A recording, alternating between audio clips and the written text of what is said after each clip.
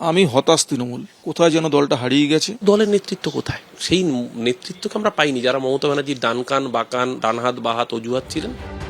ক্ষোভ, রাগ, হতাশা, ক্রোধের বিস্ফোরণ, ভাঙন শুরু। তৃণমূল এখন কার্যত খেলাঘর। সাংসদ থেকে বিধায়ক একে একে মুখ খুলছেন, নানা পদ ছাড়ছেন। এবার একদিনে পদ ছাড়লেন কলকাতা পুরসভার 2 তৃণমূল কাউন্সিলর। কলকাতা পুরসভার 12 নম্বর বড়োর চেয়ারম্যান পদ থেকে ইস্তফা দিলেন 108 নম্বর ওয়ার্ডের তৃণমূল কাউন্সিলর সুশান্ত ঘোষ। 98 নম্বর ওয়ার্ডের Trinamool councillor Arup Chakraborty municipal accounts কমিটির সদস্য পদ থেকে পদত্যাগ করলেন। এই যে গত 15 বছরে মমতা বন্দ্যোপাধ্যায়ের স্নেহ এবং প্রশ্রয় যে তথাকথিত নেতারা বাজার করে বেড়ালেন, সেই নেতারা আজকে কোথায়? এই প্রশ্ন তো যারা কনভয় নিয়ে ঘুরে বেড়ালেন, সমস্ত সুযোগ সুবিধা ভোগ করলেন, সেই নেতারা আজকে কোথায়? কেন তাদেরকে আজকে খুঁজে পাওয়া যাচ্ছে না? শুধুমাত্র আমি সিকিউরিটি থাকলে আমি নেতা হব, পুলিশ থাকলে আমি নেতা হব, মন্ত্রিত্বের কনভয় থাকলে নেতা হব, নেতা এভাবে হয়।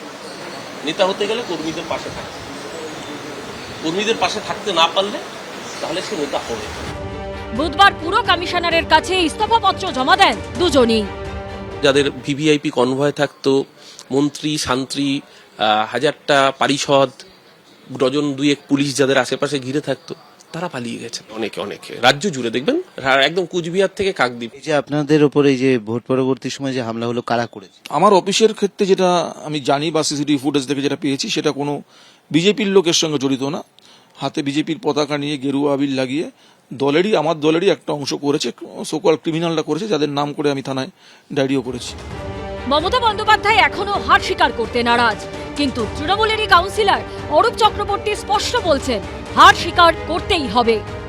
রেজাল্টটা ডিক্লেয়ার করেছে, জেতার জায়গায় হারা, হারার জায়গায় জেতা।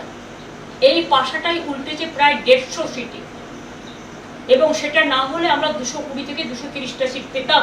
মানতে হবে মানুষের জনাদেশ আমাদের বিপক্ষে গেছে, মানুষের ম্যান্ডেট মান্যতা দিতে হবে, হারটাকে স্বীকার করতে হবে। আজকে যদি আমি হার স্বীকার না করি তাহলে আগের জেতাগুলো মিথ্যে হয়ে যায়।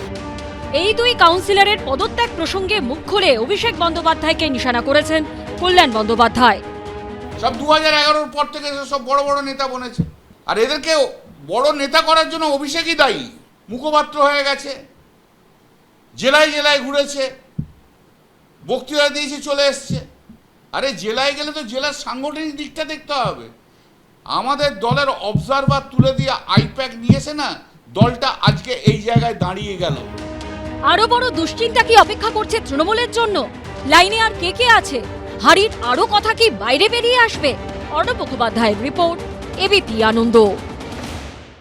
এবিপি আনন্দ, এগিয়ে থাকে, এগিয়ে রাখে।